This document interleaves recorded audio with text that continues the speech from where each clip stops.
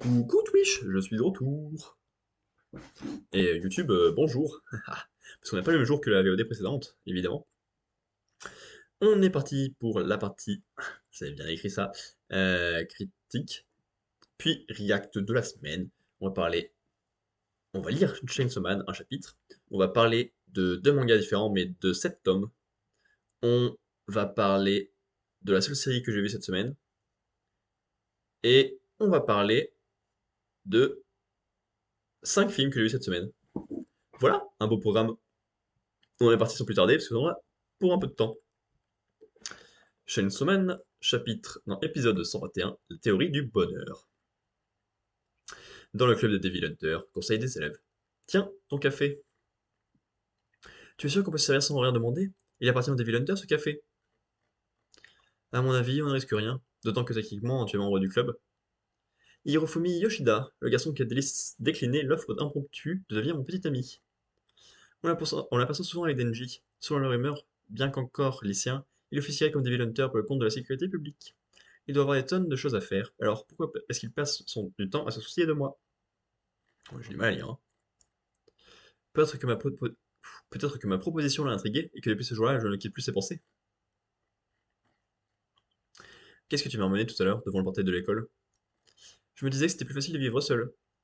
Je voyais des tas de questions sur les raisons qui t'ont poussé à ce soliloque, mais dans le fond, je pense à peu près comme toi. Si on se laisse porter par le cours des choses, vivre en coexistant avec un autre est sans doute la voie la plus simple. Mais rien ne garantit qu'on puisse construire une relation mutuellement confortable de façon pérenne. De nos jours, avec les livres ou la télé, même s'il est à sens unique, on peut malgré tout entretenir le rapport avec autrui. Alors effectivement, vivre seul est sans doute moins risqué. C'est sûr, il valide mon échelle de valeur. J'en étais sûr, il est fou de moi. Mais maintenant, je fais quoi? Je suis content qu'on pense pareil. Il y a quelque chose que je voulais te dire depuis un moment. Pour ne rien te cacher, j'aimerais que tu cesses de tourner autour de Denji. Hein? Pourquoi ça? Le pourquoi, je prends le parti de ne pas te l'expliquer. Libre à toi d'interpréter ça comme bon te semble. Je suis heureux qu'on ait pu se parler aujourd'hui. Allez, à plus. Il y a une sinistre odeur qui plane. J'ai jamais rien magnifique pareil. C'est odeur de démons qui sont vraiment pas bons. Assez repliés de bouche une semaine. C'est l'heure de la chasse, le devoir t'appelle. Honnêtement, j'ai plus tellement envie d'être Chainsaw Man. Hein? Pourquoi? Moi je veux que tu le sois? Le truc, c'est que même si un jour on me grille et que le fils s'entiche de moi, toi tu me casseras tous mes coups. C'est trop nul, je veux te voir te battre! Alors à ce rythme-là, je n'aurai jamais de petite copine. Mais si tu deviens Chainsaw Man, des tas de gens vont t'adorer. Et ils t'offriront des tonnes d'amour. 100, 1000 fois plus qu'une petite copine. Et ça, c'est carrément trop bien, non? Minute, je réfléchis. Ouais, c'est trop bien.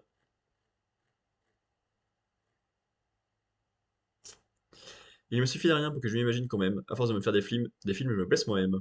Si c'est pour finir dans des états pareils, pas de doute, mieux vaut que je passe le reste de mes jours seul. Effectivement. De toute manière, je ne suis bonne à rien. Parfois, je me demande pour qui je vis. Ne penser qu'à soi quand tout va bien. Me chercher la compassion quand on est triste, c'est le comble de l'arrogance, non? Que tu sois bouffi d'orgueil, c'est un fait, mais tu ne sembles pas un peu trop dans le négatif? Je suis fatigué. Être incapable d'entretenir une relation longue avec mes congénères m'épuise. Tout bien réfléchi vaudrait peut-être mieux que je meure. Quelqu'un s'est fait un peu mal, je crois. C'est tourne au vinaigre. Hasard, mets-toi en retrait.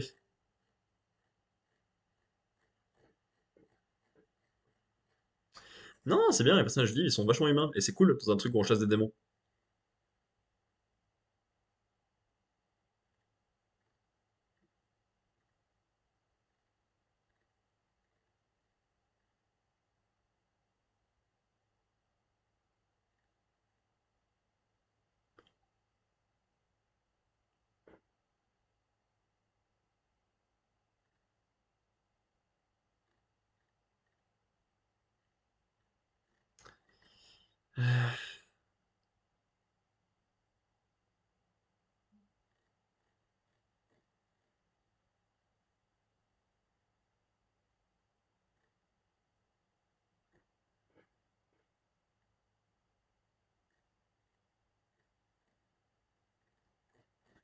Ok, bah pas mal.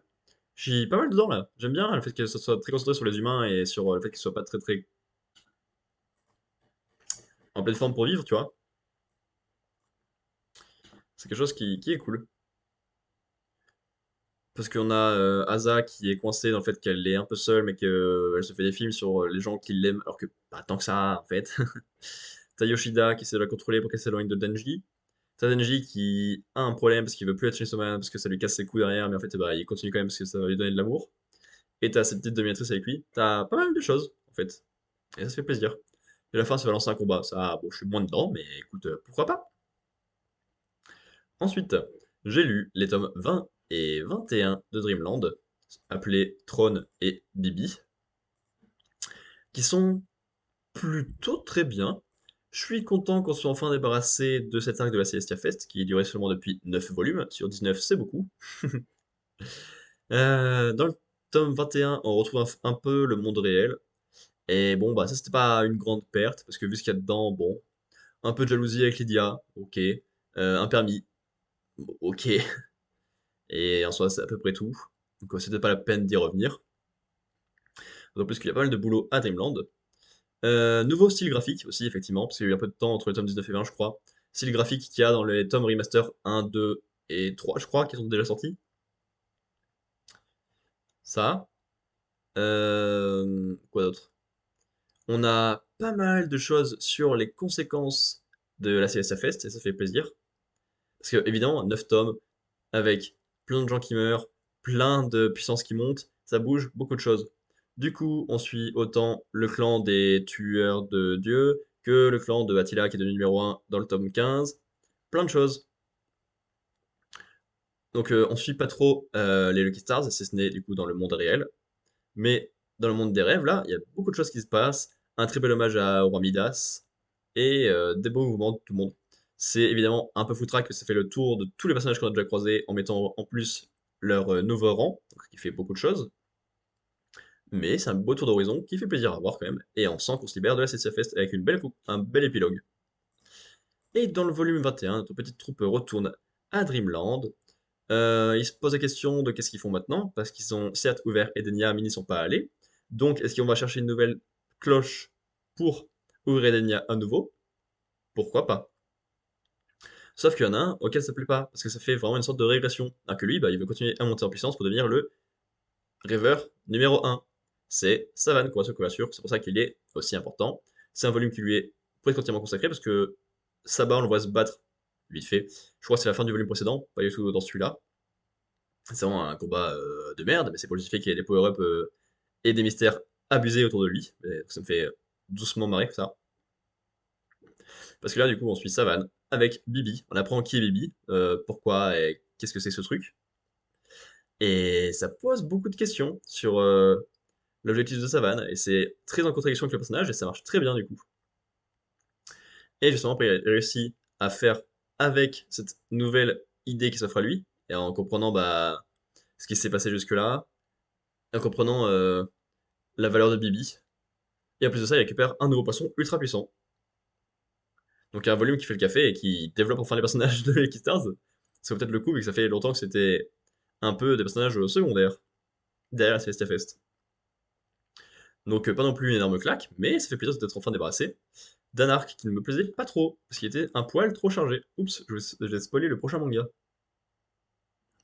Et donc c'est combien de mangas qui ont été refaits? Deux, et le prochain, le 19 avril. Ça va vite. Et celui d'après, le 21 juin. Ah oui, ça va très vite. Ça va très vite les remasters. Mais effectivement, ouais, aussi le graphique, tu le sens bien, hein.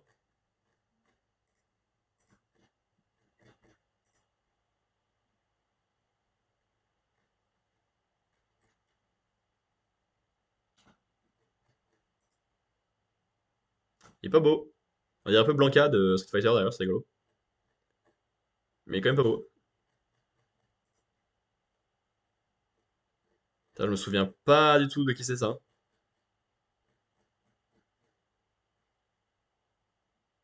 Ok. Voilà, et comme d'hab, bah, Renaud Le Maire a fait Dreamland. Et uniquement ça fait quand même quelques années. Haha. Hop. Ensuite, sur Vinted, je suis tombé sur une affaire plutôt pas mal concernant un manga qui m'intéressait depuis quelques temps. Notamment car c'est le seul manga que je regarde en animé, et que la saison 6 s'est terminée il y a peu de temps. Je vais vous parler évidemment d'un manga que les moins de 20 ans ne peuvent pas connaître, JoJo's Bizarre Adventure, avec la partie Phantom Blood, la première, volume 1, 2, 3, 4 et 5, parce que j'ai tout acheté et tout lu d'un coup. Et franchement, après avoir enchaîné les parties, enchaîné c'est un bien mot, mais du coup j'ai regardé les parties en animé 4, 1, 2, 3, 5, 6, donc c'est quand même quelques temps que j'ai pas eu la 1, et que je suis dans des séries des saisons très réussies, ça fait un peu de mal. Autant de quitter l'animé pour aller dans le manga Jojo, autant pour retourner dans les années 86 que pour retourner dans une ancienne partie. Ce qui fait qu'on a très peu de personnages pour faire 5 volumes, parce qu'on a littéralement que Jojo et Dio. C'est Jonathan Joestar, hein, le premier de Jojo. Vous avez pas écrit, mais je crois que oui. Et ils sont inintéressants, hein. Parce que Jonathan Joestar, c'est littéralement le gentil, il a rien du tout de particulier, il est gentil, gentil, gentil, gentil, gentil. Donc ben, il est là. Dio fait des trucs, il est là. Ouah, Dio, j'ai tué, t'es méchant ou quoi? Et c'est tout. Alors il fait des bonnes actions, hein, il savent qu'il fait personne du mal, hein. Mais il a pas grand-chose d'intéressant. De son côté, Dio, c'est un méchant, méchant, méchant, méchant, méchant. Alors il a un côté malsain, donc il est un peu fun à suivre, tu vois. Mais il reste très limité comme personnage. Et à côté de ça, t'as Zeppeli qui a juste pour effet d'être un maître et de mourir. T'as Speedowagon qui est là juste pour faire un petit renfort mais qui disparaît de l'intrigue rapidement. Et t'as Erina qui est là surtout en tant que trophée et récompense finale. Et c'est tout. Et en fait c'est un peu dommage parce que notamment le début avec la relation Jojo, Dio en tant que frère dans la maison des Joystar avec le père, ça marche plutôt très bien. Le final, ça marche plutôt correctement aussi. Mais au milieu, pendant la période dans laquelle Jonathan s'entraîne, l'enchaînement, on se combat pas, on se combat, on se combat pas, c'est un peu longué et mal construit. Et quand c'est que 5 volumes, bah, c'est un peu dommageable. Parce que je pense qu'il y a des parties au milieu qui peuvent être largement retirées pour étoffer un peu plus les personnages ou l'univers. Et ça passerait vachement mieux comme une saison à 5 tomes. Du coup, bah, je pense qu'il y a surtout un gros problème de rythme qui devait pas être aidé par l'apparition hebdomadaire. Il me semble que c'est comme ça que ça t'est paru. Et voilà, le fait qu'il n'y ait pas réellement de personnages marquants, cette première partie. Alors, je savais, hein, le fait de ne pas être aidé par un univers réellement développé et malin, vu qu'il n'y a pas encore les milliards de stands, et le fait que les personnages soient pas très très fun. Parce qu'il me semble que du coup, la partie 2 rajoute quand même un peu de fun aux personnages, et c'est déjà ça. Plus l'onde est un peu mieux utilisée, je suppose. Et après, la partie de la 3, c'est bon, ça roule. Mais je suis pas sûr que ce soit aussi intéressant en manga qu'en animé. On verra avec les prochaines parties. Sinon, bah du coup, Hirohiko Araki. Jojo's Bizarre Adventure, Phantom Blood, Battle Tendency, Jojo's Bizarre Adventure tout court, Bizarre Adventure de Hirohiko Araki, Stardust Crusaders, Diamond is Unbreakable, roman, Golden Wind, Stone Ocean, Silver Ren, Rohan au Louvre, Jojo Lion qui a commencé en 2012, ça a pris 10 ans, waouh, Rohan Kishibe, Le Diamant Inclassable du manga, Crazy Day et Jojo Magazine. Il y a littéralement que des Jojo en fait dans sa manga graphie. Dans sa mangraphie. Euh...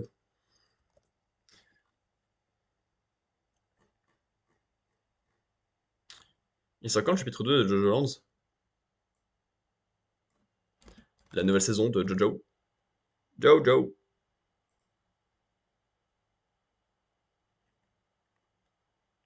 Ah! En plus, le deuxième chapitre de Jojo Land, ça sera le 959e chapitre au total de Jojo. Ah, mais ok, il sort dans 17 jours parce que c'est un truc mensuel, je crois. Parce qu'il sort le 17 mars. Ok, ça me va.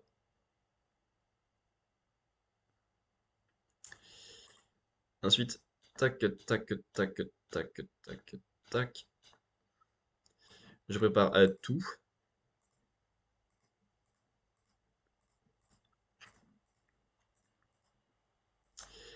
Ça, j'ai écrit dessus, ça aussi. Bon, il reste que les deux derniers que j'ai pas écrit dessus, je crois.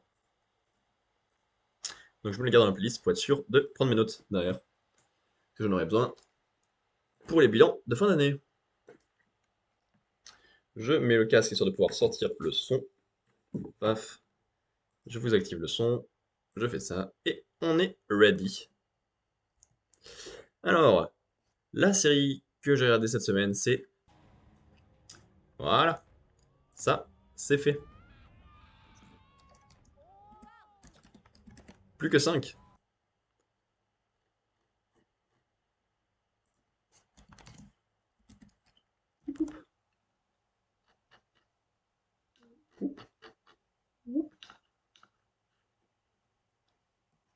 Ensuite, j'ai regardé Get Out, sorti le 3 mai 2017 en salle.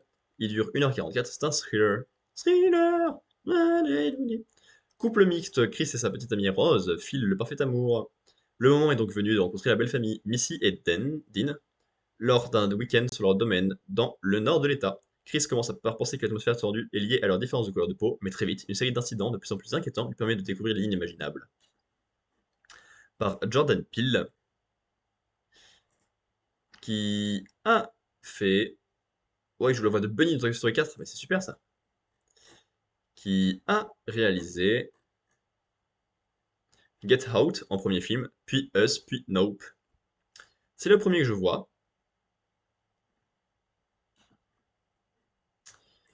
Et c'était une surprise plutôt ok. On sent que c'est le premier film. Je sais plus si c'est lui ou si c'est Us qui est préféré. Il me semble que c'est Us, et du coup je comprendrai pourquoi. En fait, Winning Nightmare, je sais pas si c'est cet humoristique qui m'a fait beaucoup rire dans La Vengeance et le Malade. Et là, bah, c'est un peu pareil. Alors, il y a le message politique en plus derrière, donc c'est quand même un peu plus réussi. Et c'est peut-être pour ça que c'est moins drôle, parce que c'est pas drôle. Mais c'est bien filmé. Hop, le suivant, je vais être moins valorisant. Alors que le film a quand même reçu un César pas plus tard qu'hier. Donc comment je peux me permettre de pas aimer le film? Je vous le demande. J'ai vu La Nuit du 12, sorti le 13 juillet 2022 en salle, durée 1h54, c'est un thriller policier. À la PJ, chaque enquêteur tombe un jour ou l'autre sur un crime qu'il n'arrive pas à résoudre et qui le hante. Pour Johan, c'est le meurtre de Clara, les interrogatoires se succèdent, les suspects ne manquent pas, et les doutes de Johan ne cessent de grandir. Une seule chose est certaine, le crime a eu lieu la nuit du 12. Réalisation Dominique Moll, qu'est-ce qu'il a fait? Comme scénariste, pas du tout comme réalisateur. Euh... Ouais. Intimité, Harry, un ami qui vous veut du bien, Lemming, le moine, des nouvelles de la planète Mars, seules les bêtes. Jamais entendu parler de tout ça. Alors, voilà. Le film a été bien valorisé autant à Cannes que au César, donc déjà bravo à lui. Mais Durandal n'a pas été très convaincu dans sa vidéo rattrapage d'aujourd'hui, donc je pense qu'on va regarder son passage ensemble.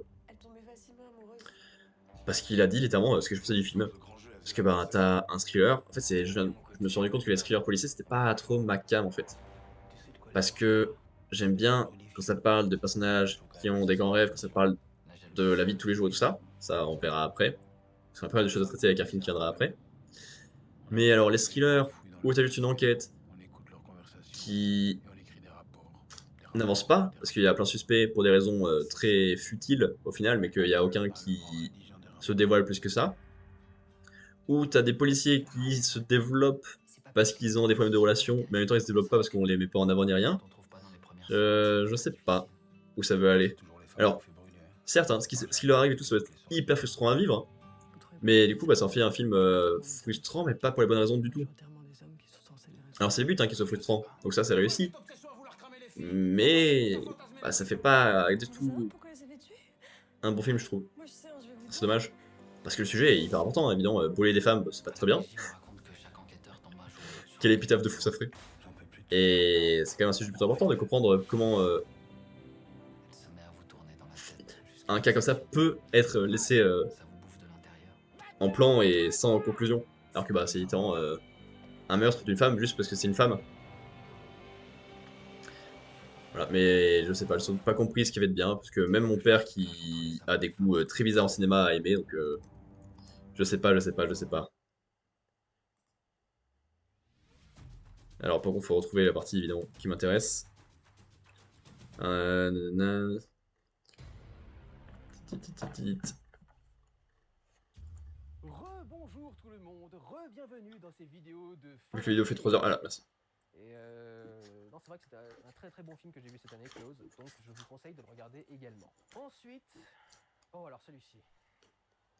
Voilà, c'est Comment pour ne dire que je pas suis totalement d'accord avec lui. pleurer toute l'année. Et honnêtement, je comprends pas ce qui vous est arrivé, quoi.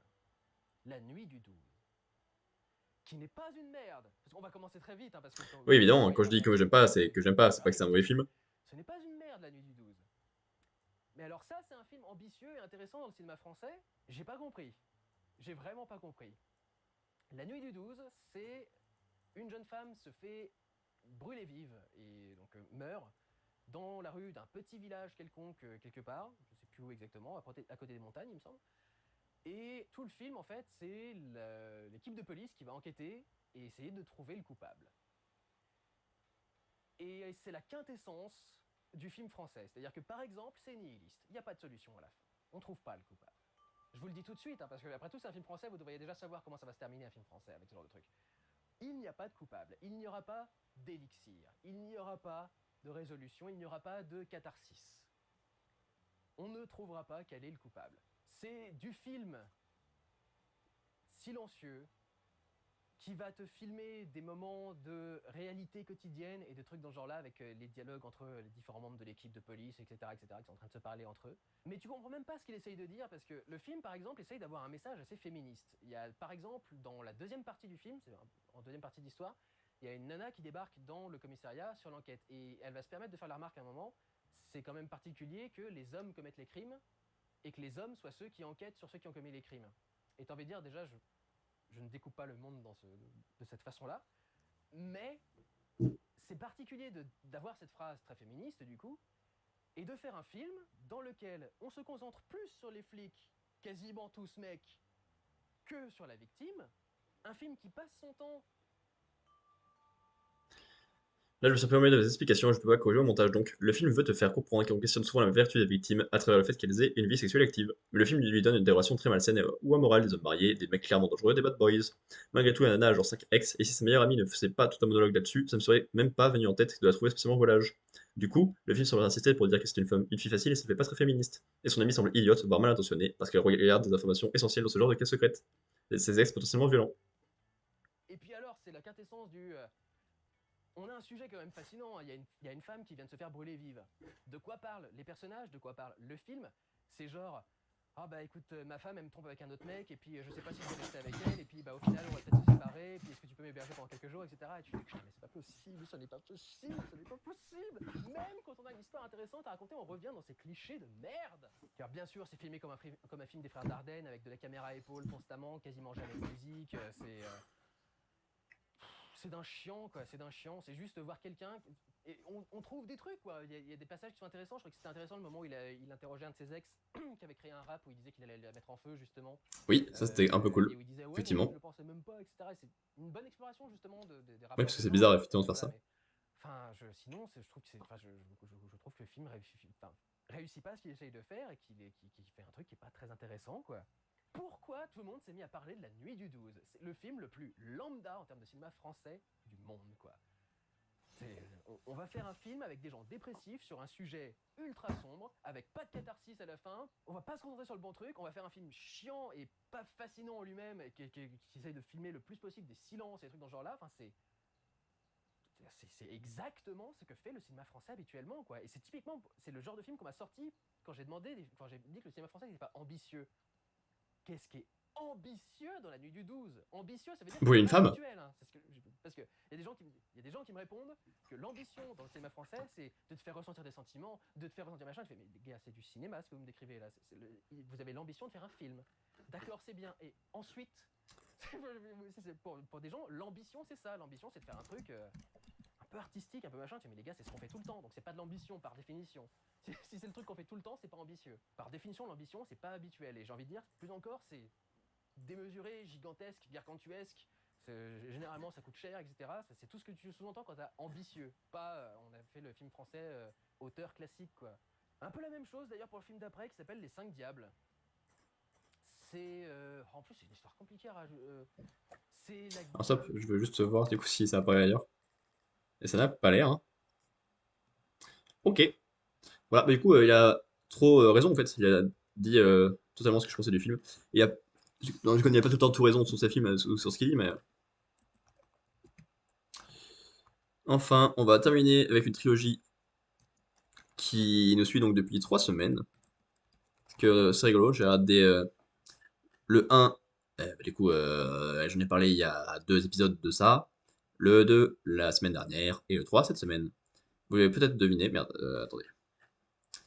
Quelle mauvaise source est mis. Vous l'avez peut-être deviné. Je parle évidemment de Ocean's 13. Sorti le 20 juin 2007 en salle. 2h02. Policier, comédie dramatique, comédie, thriller. 12 vengeances sous le ciel de Las Vegas, Danny Ocean et sa bande ne pouvaient avoir qu'un seul motif pour tenter leur braquage le plus audacieux à ce jour, sauver un des leurs. Mais la chance ne suffit pas toujours lorsque l'on veut faire sauter The Bank. Le cruel propriétaire du casino, Willie Bank, ne s'attendait pas à une telle riposte lorsqu'il trahit en envoyant l'ami et mentor de Danny, Reuben Tishkov. Très mauvais calcul, car Danny ramène ses fidèles complices pour infliger à Bank un châtiment exemplaire le soir de l'inauguration de ce nouveau casino, The Bank. Steven Soderbergh. Encore une fois, on va regarder la même chose que d'habitude. Sexe, mon chance des vidéos, Kafka, Kingdom of the Hill, La Fleur de Peau, Schizopolis, Grey's Anatomy, Hors d'atteinte, L'Anglais, Erin Brockovich, Seul contre tous, Trafic, Ocean's 11, Full Frontal, Solar, Ceros, Strength, Bubble, The Good German, Ocean's 13, Chez 1 et 2, Girlfriend Experience, Informant, Contagion, Piégé, Magic Mike, L'effet secondaire, Ma vie avec Libera Race, Logan Lucky, Pioneer, High Flying Bird, The Laundromat, La Grande Traversée, No Sudden Move, Kimmy et Magic Mike. Et vous savez quoi? Après ne pas avoir aimé le 1, ne pas avoir aimé le 2, j'ai pas aimé le 3. Quelle surprise, non? Parce qu'en fait, ben, on reprend les mêmes une troisième fois et on recommence une troisième fois. Et au niveau des femmes, ça va toujours pas. Parce que si Julia Roberts dans le 1 ne savait que le trophée et qu'elle a été un peu plus utile et qu'il y avait un petit jeu avec le fait que c'était Julia Roberts ou pas dans le 2, là elle a disparu. La copine de Brad Pitt dans le 2, elle a disparu. C'était plus ou moins une récompense dans le sens que bah, il a réussi à convaincre une méchante par rapport à eux de les rejoindre. Et là, devinez qui peut avoir une fille en vue. Et oui, c'est Mark Wahlberg, évidemment, parce que c'est le seul qui reste. Sauf que, eh ben, ça va pas jusqu'au bout. Parce qu'au moment où ils allaient faire des choses ensemble, ben, il se fait choper. Parce qu'il y a évidemment, comme dans tous les autres, un moment où ils se font choper. Et c'est le seul moment où ça crée de la difficulté pour eux, parce que tout le reste du temps, comme d'habitude, ça roule tout seul. Je comprends pas comment est-ce que tu peux être pris dedans si ils ne croisent pas la moindre difficulté. Ils ont de la difficulté à aucun moment, ils font tous leurs plans pourris et ça marche. Matt Damon d'ailleurs, je dis Mark Wahlberg, ça n'a rien à voir, c'était Matt Damon dont je parlais.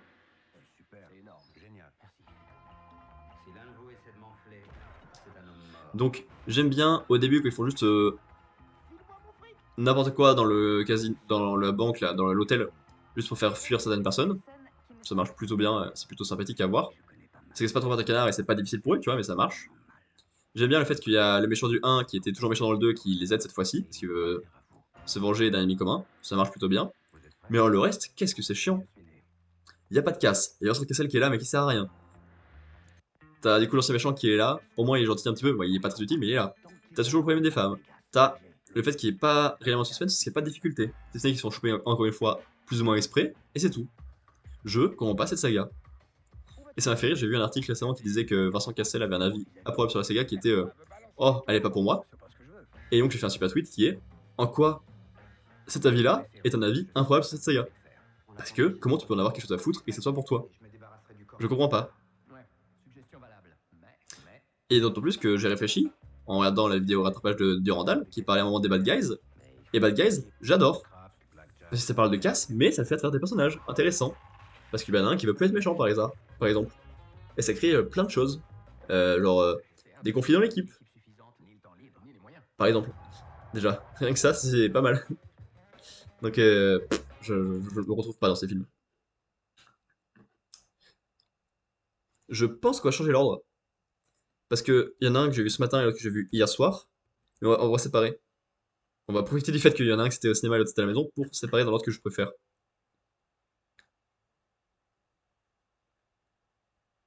C'était lui? Oh, je l'ai pas reconnu. J'ai vu The Social Network ce matin, sorti le 13 octobre 2010 en salle, 2 heures drame de David Fincher. Putain. Une soirée bien arrosée d'octobre 2003, Mark Zuckerberg, un étudiant qui vient de se faire plaquer par sa petite amie, pirate le système d'informatique de l'université de Harvard pour créer un site.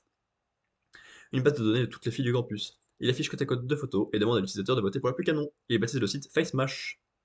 Le succès est instantané, l'information se diffuse à vitesse de l'éclair. Mais le site devient viral, détruisant tout le système de Harvard et générant une controverse sur le campus à cause de sa misogynie. Mark est accusé d'avoir violé intentionnellement la sécurité, les droits de reproduction et le respect de la vie privée. C'est pourtant à ce moment que naît ce qui deviendra Facebook. Peu après, Mark crée TheFacebook.com, qui se répand comme une traînée de poudre d'un écran à l'autre, d'abord à Harvard, puis s'ouvre aux principales universités des États-Unis, de l'Ivy League à la Silicon Valley, avant de gagner le monde entier. Cette invention révolutionnaire engendre des conflits passionnés. Quels ont été les faits exacts? Qui peut réellement revendiquer la paternité du réseau social planétaire? Ce qui s'est imposé comme l'une des idées phares du XXIe siècle va faire exploser l'amitié de ses pionniers et déclencher des affrontements aux enjeux colossaux. Du coup, il y a des trucs qui m'ont fait rire. Déjà, c'est de voir l'actrice de Oli. Non, pas Oli. De. Ah, c'est pas le coup, hein, de parler des actrices quand je connais pas. J'ai oublié ce qu'elle a fait. L'actrice.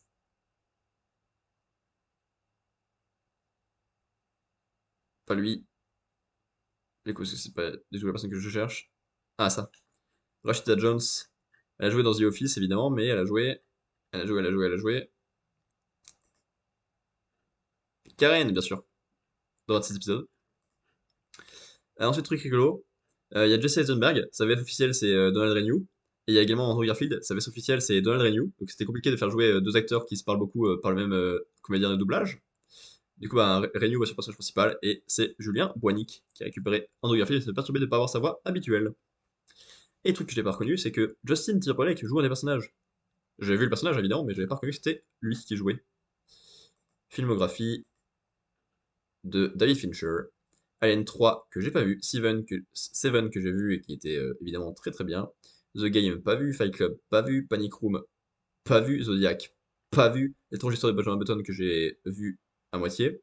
The Social Network, ok, je viens de voir. Millennium, les hommes qui n'avaient pas les femmes, pas vu. Gone Girl, pas vu. Manque, pas vu. The Killer, pas vu. Pas mal. Mais pourtant, il a l'air d'avoir fait pas mal de bons films quand même, dans l'ensemble.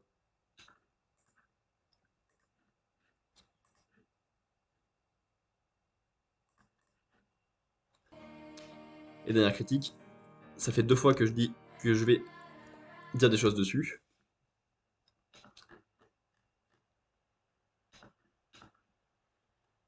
Tout à l'heure, par rapport au fait que j'aime les films qui parlent des rêves des gens et de la vie de tous les jours. Et au tout début du live, quand j'ai dit que j'avais envie d'écrire et que c'était pas pour rien. Parce que j'ai vu au cinéma hier The Fabelmans, sorti le 22 février 2023 en salle, 2h31, biopic drame de Steven Spielberg. Bah, on dit pas Spielberg, bah, on dit bien Burger. Et oui, c'est un dialogue qui marche moins bien à côté tout seul, d'où le principe d'être un dialogue. Mais c'est une très belle blague qui vient de l'épisode de Chroma, si je ne m'abuse, l'émission de Karim Debroche.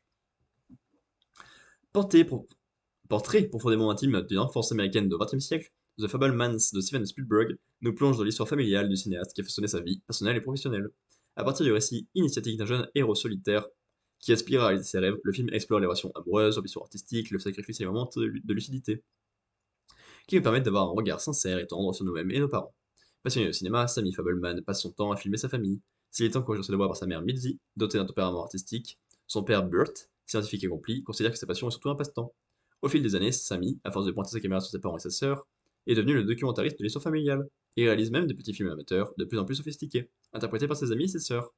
Mais lorsque ses parents décident de déménager dans l'ouest du pays, il découvre une réalité bouleversante sur sa mère, qui bouscule ses rapports avec elle et fait basculer son avenir et celui de ses proches.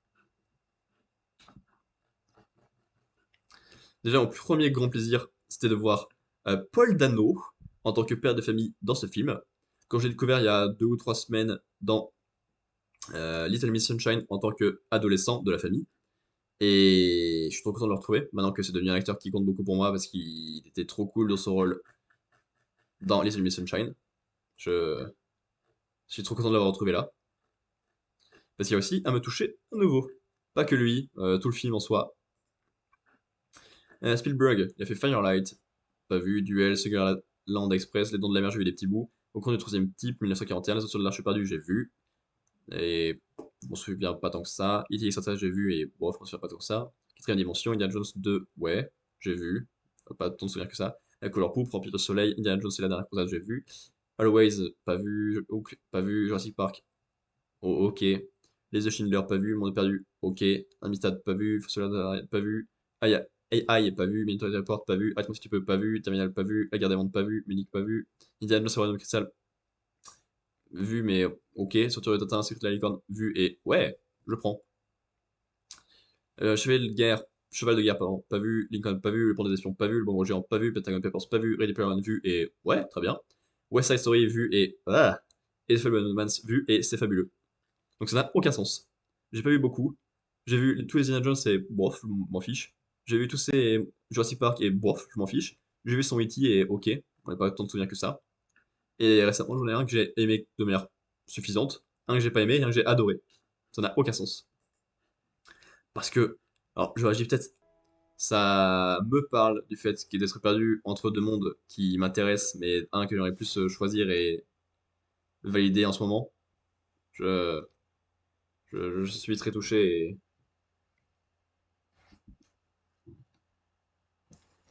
Ah, c'est un reflet sur le poster, d'accord. Je voulais préciser cette lumière. Voilà. Très très bon moment.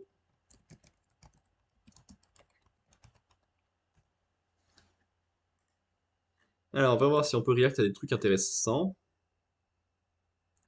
Et Kirby Return to Dreamland qui est disponible, super, ça m'intéresse beaucoup. Ouais, bof, là rien du tout chez Nintendo. Nintendo!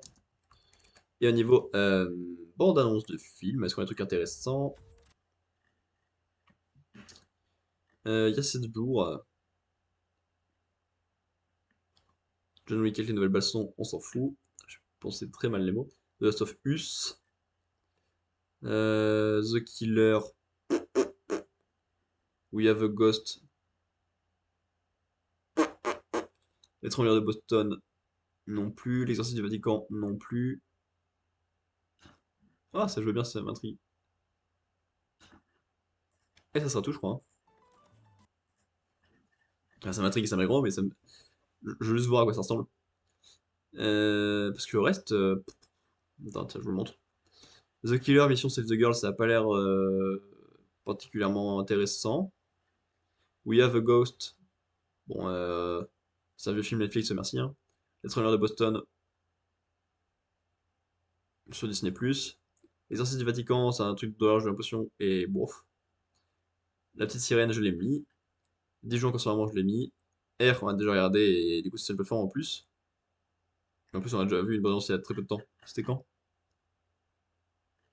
Littéralement la semaine dernière, non?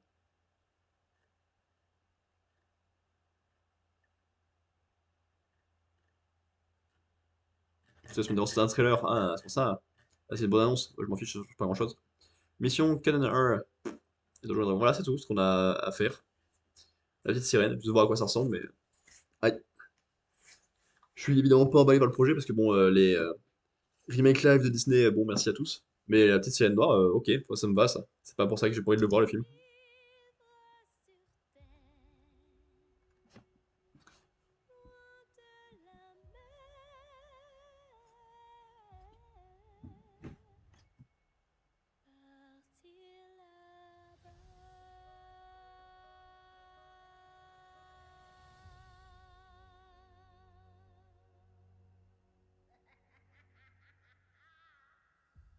Ouais, il y aura juste ça dans le film. Et c'est tout?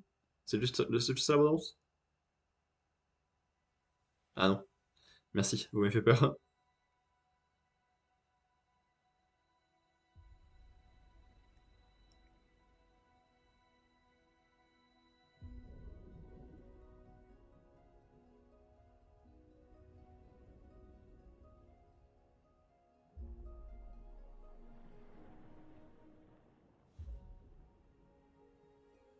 Ah oui!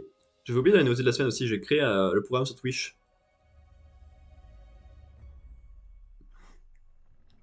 Ça vous donne lundi Batman Arkham City, mercredi A Bat in Time, jeudi Tales of Arise, et dimanche live IRL, lecture manga plus, critique réelle de la semaine, et Wario, enfin jeu DS. Et je crois que ça fait à peu près 21h30, minuit 30 quoi en gros, les lives. En gros.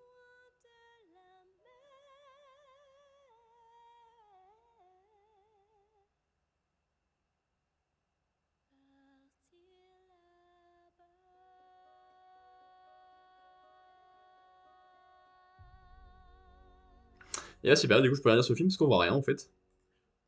Et ensuite, alors ça m'intéresse pas tant que ça parce que ça peut être un grand film ou quoi que ce soit. Mais j'avais vu 10 jours sans maman au cinéma donc pourquoi pas 10 jours encore sans maman.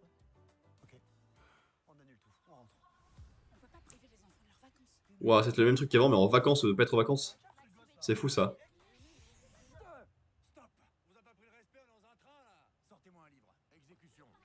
Ouah. Merci Ariane Le Breton d'être excellent. Ils sont à Courchevel?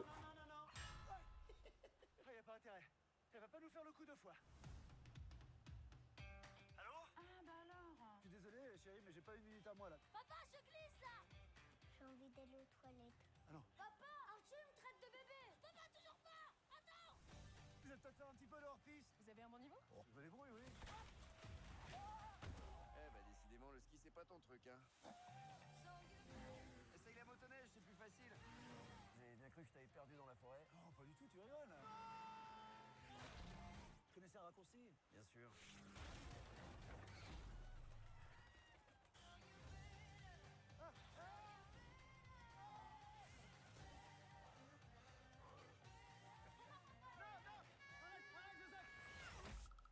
veux de l'arnica?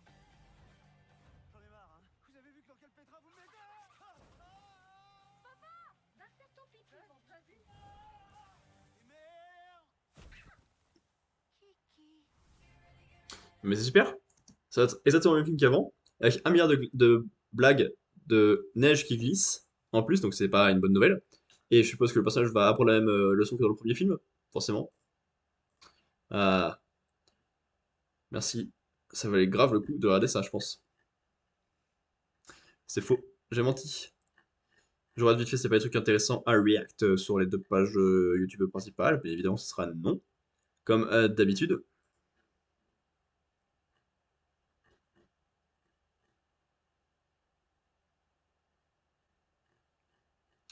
Et la réponse est bien non, comme d'habitude. Voilà, quelle surprise. YouTube, on se dit à demain pour un petit peu de Wario, Master of Disguise. Et Twitch, on se fait une petite pause de 5 minutes.